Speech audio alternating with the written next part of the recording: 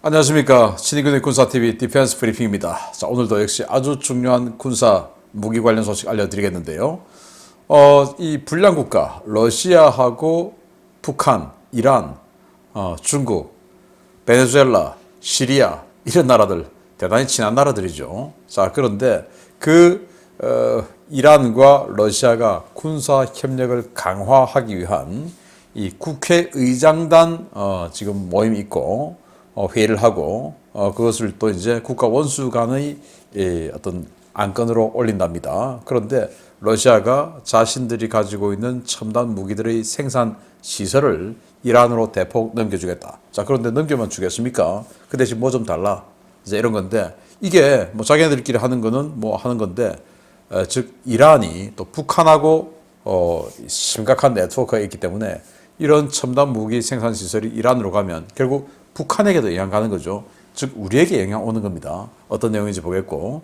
자, 그리고 우크라이나에 이제는 미국제 전투기 F-16, F-18 그리고 A-10 이런 것들이 들어가게 되겠습니다. 자, 관련한 소식 나와 있는데 보도록 하겠습니다.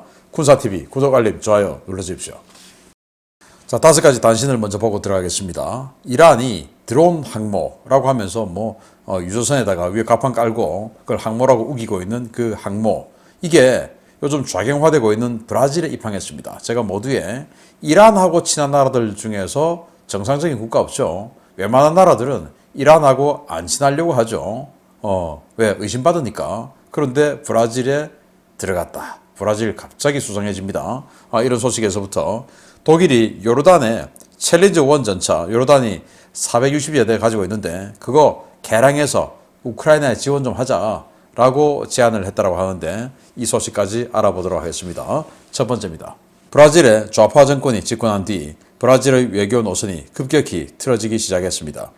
이란의 자칭 드론 항모 마크란 함과 자칭 구축함 데나함이 류데자네이루 항에 입항해 오는 1월 30일까지 브라질 측과 친선 행사를 갖는다는 소식입니다.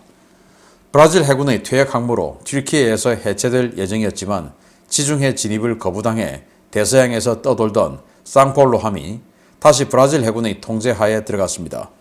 브라질 해군이 침몰 우려가 있는 상폴로 항모에 대한 통제권을 확보하고 다시 해군 기지로 예인해 왔다는 소식입니다.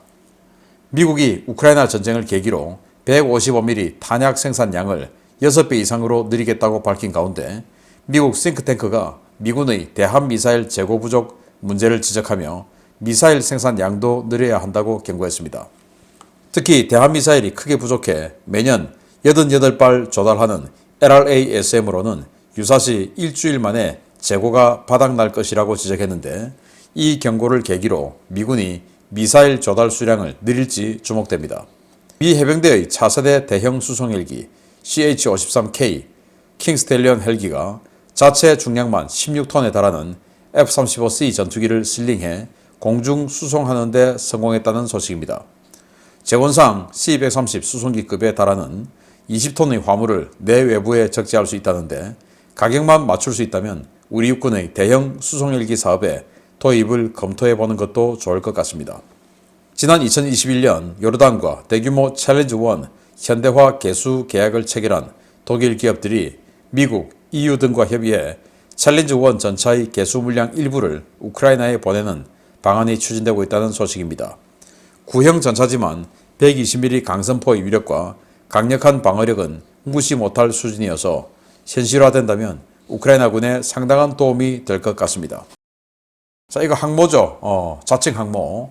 이거 드론 항모인데 이 항모 그리고 조그만 초기한만한 배를 갖다가 구축함이라고 우기는 그 구축함 전단이 류데자네이루 항에 입항했다. 1월 23일에서부터 1월 30일까지 일주일간 여기에서 친선 행사를 한다. 이란 군하고 친선 행사를 하고 싶은 그런 국가의 군대는 정상일까요? 정상 아니죠. 그래서 좌파 룰라가 집권하고 나서 갑자기 브라질이 아주 이상한 짓을 하고 있는데 여기에다가 지금 미국은 핵 잠수함 만드는 자격을 인정을 해줬죠. 자, 이런 상황에서 이란하고 이렇게 교류한 나라에게 핵 잠수함 만들게 해줘야 되겠는가? 좀 의심스럽습니다. 차라리 우리나라가 핵잠수함을 만들어야 된다. 아니겠습니까? 자, 브라질 해군이 침몰 위험이 있는 상파울로 이 항모를 통제권을 인수해서 이제는 그 군항으로 끌고 오겠다라는 건데, 지금 이제 튀르키예 회사가 이걸 가져가서 해체해가지고 고철로 팔려고 했는데 지중해로 못 들어갔죠. 지브랄터 해협에서 영국이 넣어주지 않았어요. 환경오염을 우려해서. 그래서 뭐 그 지브랄터 해협에서 배회하다가 안 되겠다 해서 다시 돌아와서 또 브라질도 입항 허가를 안 내주니까 그냥 이 바다에서 어떤 사각형 섹터를 두고 계속 항해를 하고 있다가 이제는 튀르키예 회사가 나 모르겠다. 이거 우리는 이 소유권을 포기한다 하고 던지고 가버렸어요. 그러니까 이거 갑자기 그냥 풍랑만 나서 침몰할 수도 있죠. 그러면 해양 환경 오염 되니까 안 되겠다 해서 브라질 해군이 통제권을 인수해서 가지고 오는데 그래도 우리는 통제권만 있지 소유권은 없다. 소유권은 그 튀르키예 회사가 있다. 라고 가져간 거예요. 그건 뭐냐? 군항에 지금 대놓고 이 부두 사용료 그거 받겠다. 이 말이 되겠죠. 튀르키예 큰일 났습니다. 그런데 지금 이 아까 말씀드렸다시피 이란 해군이 항모라고 하면서 갖고 들어왔죠. 이거 이란에게 파는 거 아닌가라는 생각도 좀 드네요. 그런 우려도 좀 듭니다. 자, 미국이 LRASM 인공지능 그리고 스텔스 성능의 이 강력한 대함 미사일이죠. 이거 지금 부족하다. 지금 155mm 포탄 1년에 14,000발밖에 생산 안 하는데 그거 지금 우크라이나 전쟁에서 보시다시피 하루 분량이죠. 그러니까 이거 부족해서 6배 내려서 1년에 9만 발 생산하는 체제로 전환하기로 했는데 그것도 부족하지만 이것도 부족하다. 이거 1년에 88발 생산하는데 그 중국하고 지금 대규모 함대 전쟁 벌어지면 일주일이면 끝인데 이거 안 된다. 더 있어야 된다. 라고 싱크탱크가 주장했다는 거예요. 그래서 이제 더 느리게 되겠는데 이거 만드는 로키드 마틴 그리고 각종 미사일 포탄 만드는 레이시온 완전히 지금 신났습니다. 자, 그리고 CH-53K 킹스텔리온 헬기 이렇게 F-35C를 슬링해서 가고 있는데 이거 성공했다는 거예요. 16톤. 그래서 우리 지금 한국 육군이 2사단을 공중 강습 사단으로 재편하죠. 그래서 20대의 대형 헬기 도입 사업을 추진하는데 여기에 지금 치누크하고 킹스텔리온이 지금 붙었지 않습니까? 그래서 가격만 맞다면 킹스텔리온이 좋지 않을까. 문제는 우리가 대당 400에서 500억 요 정도 선인데 이게 너무 비싸서 아무리 깡통 버전으로 맞춰줘도 이거 맞출 수 있겠느냐라는 우려는 듭니다. 자, 이 챌린저 1 전차 걸프전에서 영국군이 챌린저 1을 가지고 이라크의 전차 300대를 격파할 동안 단 한 대도 격파되지 않았다라고 하는 그 신화적인 전과의 주인공 챌린저 1인데 이 챌린저 1 전차 460대를 퇴역을 하면서 그 전량을 요르단에 팔았어요. 그래서 요르단이 지금 이걸 가지고 있다가 최근에 지금 개량 사업을 하고 있는데 그러던 중에 요르단은 또 UAE로부터 르클레르 전차를 또 공짜로 공여받았지 않습니까? 그래서 지금 이 제안이 나온 게 야, 르클레르도 공짜로 생겼으니까 그만큼 이거 우크라이나 주는 게 어떻겠냐. 근데 그 개량 비용은 유럽 나토에서 되고 그리고 지금 이 개량 사업을 독일 회사가 하고 있으니까 자, 그렇게 해서 좀 주자라고 독일 정부와 독일 기업이 이렇게 제안을 했다고 하는데 그 말은 나토 돈 가지고 독일이 돈 좀 벌면서 생색 좀 내보겠다. 그런 말이 되겠죠. 자, 그런데 어쨌든 뭐 그렇거나 말거나 간에 이 T-72 전차에게 압도적인 전과를 보였던 챌린저 1 또 거기다가 개량까지 해서 들어가면 이게 뭐 몇 대가 들어갈 수 있을지 알 수는 없으나 우크라이나에게 굉장히 전력 플러스 요인이 되겠다라는 생각이 들고 근데 과연 요르단이 그 제안을 받아들일 것이냐. 이제 그게 문제죠. 아무튼 이런 안도 지금 나와서 조율 중에 있다라는 소식 전해드립니다. 자, 중요 소식 들어갑니다. 첫 번째입니다. 북한과 이란은 소총과 소형 전술 미사일부터 탄도탄, 핵무기까지 기술을 공유하며 협력하는 사실상의 준동맹 관계를 유지하고 있는데요. 러시아가 북한의 절친 이란에 대규모 첨단 무기 생산 거점을 설치하기로 했다는 소식입니다. 우리 정부, 이스라엘 등 유관국과 적극 협력해 이에 대한 대책 마련에 나서야겠습니다. 미국과 유럽의 극심한 제재로 인해 방위산업 전반에 치명타를 받은 러시아가 서방의 제재를 회피하기 위해 무기 생산 거점을 이란으로 옮기는 방안을 추진 중이라고 이란 관영 타즈닌 통신이 현지 시각 1월 24일 보도했습니다. 보도에 따르면 러시아 집권 여당의 유력 정치인이자 현재 국가두마 의장을 맡고 있는 바체슬라프 볼로딘 의원은 러시아 측 대표단을 이끌고 1월 23일 테헤란에 방문했습니다. 볼로딘 의장은 모하메드 바게프 갈리아프 이란 의회 의장, 에브라임 라이시 이란 대통령과 연쇄 회동을 갖고 방위산업 부문에서 협력을 더욱 강화하자는 의견을 같이 했는데요. 이 자리에서 러시아 측은 헬기 등 러시아 무기 생산 시설 일부를 이란으로 이전해 이란에서 무기를 생산하겠다는 뜻을 전했습니다. 볼로딘 의장은 수호이 35 전투기 인도는 양국 방산협력의 시작에 불과하다라며 최근 이란도 우크라이나 전장에서의 러시아제 공격 헬기 화력을 지켜보고 있는 것으로 아는데 이들 헬기를 이란에서 생산하면 좋겠다라고 제안했습니다. 러시아가 이란 현지 생산을 제한한 기종은 카모프 52M 공격 헬기와 밀 28NM 공격 헬기인데요. 이란 관영 매체들은 이 두 기종이 각각 혁명수비대 지상군과 해군에 적합한 헬기라며 이란 정부가 러시아 측의 제안을 긍정적으로 검토하고 있다고 전했습니다. 러시아제 무기체계 이란 현지 생산을 추진하는 것은 서방 측의 제재로 인해 무기 생산에 필요한 부품을 수입하는 것도 완성품이나 부품을 수출하는 것도 불가능해졌기 때문인데요.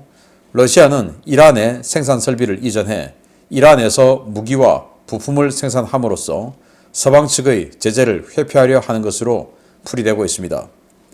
문제는 러시아의 첨단 무기 제작 기술이 이란에 유입될 경우에 이란과 거의 모든 분야의 무기 제조 기술을 공유하고 있는 북한까지 해당 기술이 넘어갈 가능성이 높다는 것인데요.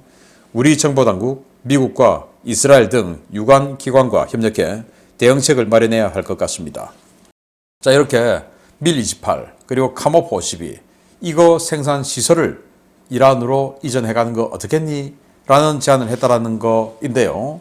자, 여기 이 사람이 러시아 국가두마 의장, 이 사람이 이란 국회의장, 뭐 이렇게 해서 방산협력에 대한 논의를 했다. 그 뭐냐? 지금 방산협력이 절실히 필요하다. 누가? 러시아가. 이 말이 되겠죠. 왜냐하면 무기가 없어요. 지금 러시아하고 무기 관련 거래를 하면 제재를 받죠. 그러니까 더 이상 무기 생산할 수 있는 첨단 부품 들어올 수가 없어요. 그러면은 이란에다 옮겨서 이란이 만들 수 있도록 해줘서 그걸 역수입하는 것은 어떨까? 이런 생각하겠죠. 그리고 또 이란이 이 샤헤드 136 같은 자폭 드론 그리고 파테어 같은 이런 단거리 전술 미사일, 탄도미사일 이거를 팔기로 했는데 단거리 전술 미사일을 안 주는 거예요. 왜? 국제사회가 그건 너무하지 라고 되니까 이제 이란이 못 주는 거니까 지금 우리가 이런 무장 헬기, 공격 헬기 이런 거 생산 설비 줄 테니까 이 페르시아만 뭐 이런 데서 카모프 52 가지고 대함 타격 미사일, 우란 이런 거 쏘고 하면 좋으니까 억제력 되지 않느냐. 그 대신 탄도미사일 좀 줘. 이런 협상에 들어간 거 아닐까라고 생각이 되는데 자, 그런데 우리는 이란의 공격 헬기 기술이 들어가면 북한의 또 릴레이로 들어갈 가능성이 높죠. 이런 것들을 우리는 생각해야 된다. 그래서 이런 이 협력 제안 속에 부수 피해가 대한민국, 이스라엘이 피해를 입으니까 이거 면밀히 살펴서 제한해야 되겠다라는 생각이 듭니다. 아무튼 이란, 러시아하고 친하게 지내는 자들, 국가들, 또 그러자고 주장하는 자들 전부 의심해 봐야 된다라는 생각이 들죠. 두 번째입니다. 최근 우크라이나에 대한 대규모 기갑 장비 지원을 결정한 미국이 다음 달 람슈타인에서 열리는 우크라이나 국방연락그룹 회의에서 전투기 공여를 발표할 것이라는 소식입니다. 이미 기종이 결정되었고 예산도 마련되었다고 하는데 현실화될 경우 앞으로의 전황에 엄청난 영향을 미칠 것으로 보입니다. 우크라이나와 미국은 오래전부터 미국제 전투기 공여 문제를 논의해왔으며 이미 공여 대상 기종이 결정되어 세부 논의가 진행 중이라고 우크라이나 공군 대변인 유리 이그낫 대령이 현지 시각 1월 24일 밝혔습니다. 이그낫 대령은 우크라이나에 대한 군사 지원 협의 과정에서 전투기 공여 문제가 의제에서 빠졌던 적은 단 한 번도 없었다라며 미국 정부가 최근 우크라이나에 어떤 기종을 공급할지 결정했으며 곧 발표될 것이라고 밝혔습니다. 그는 지난해 몇몇 언론을 통해 보도된 바와 같이 우크라이나 전투기 조종사들 가운데 일부가 미국과 우크라이나에서 미국산 전투기 조종 교육을 받았다라며 지난해 미국에서 관련 예산이 편성되어 준비 작업이 진행 중이기 때문에 전투기 공여 계획은 곧 발표될 것이라고 밝혔습니다. 이그낫 대령은 미국이 우크라이나에 제공하려 하는 항공기가 A-10C 공격기, F-16CD 전투기, F-18CD 전투 공격기 등 3가지 옵션 중에서 결정될 것이다 라며 미국이 각 기종별 능력과 전쟁 기여도, 후속 군수 지원 등을 집중적으로 검토하고 있다고 전했습니다.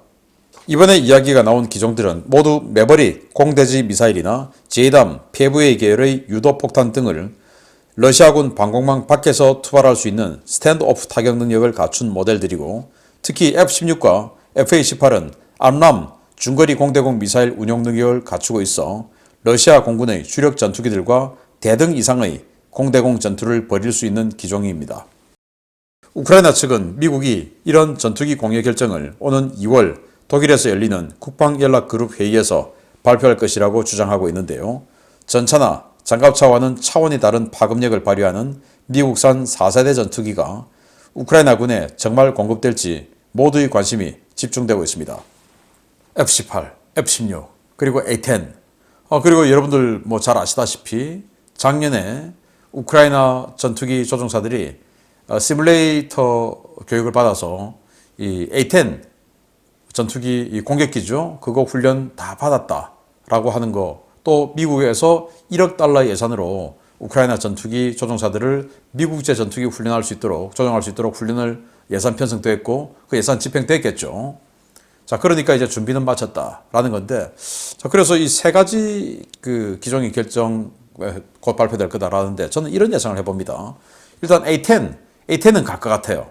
A-10 주고 그리고 F-16 미국 거를 당장 주는 것보다는 지금 네덜란드가 퇴역하고 F-35하고 교체하는 그 네덜란드 퇴역분을 미국이 최종 사용자 승인을 해줘서 우크라이나로 보내주고 그래서 우크라이나가 이 F-16의 기량을 연마한 이후에 추가로 더 필요한 물량을 미국제 중고 F-16 전투기를 밀어주는 이런 방향으로 가지 않을까라고 생각이 됩니다. 자, 그래서 A-10이든 F-16이든 F-18이든 이게 왜 굉장히 큰 변혁이 오는가 하면은 기존에 우크라이나군이 캐스, 즉 근접 항공 지원을 해서 지상 폭격을 해줄 때 우크라이나든 러시아든 원거리에서 지상을 타격하는 무기가 없기 때문에 전부 급강화 폭격, 2차 대전식의 급강화 폭격을 해주고 이렇게 급상승해서 이탈하는 이런 모습을 양국이 다 보여주고 있습니다. 그러다 보니까 계속 격추되고 하는 거죠. 왜냐? 로켓으로 계속 하니까 그 80mm 로켓으로 공격을 해주다 보니까 로켓 사거리 2km죠.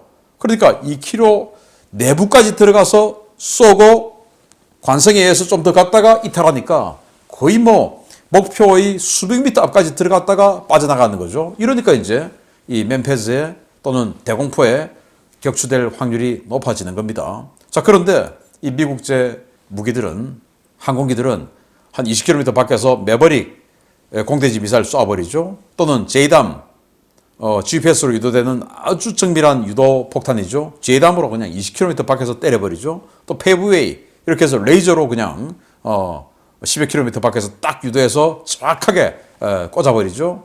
이러니까 이제는 휴대용 지대공 미사일에 격추될 일이 없어지는 겁니다.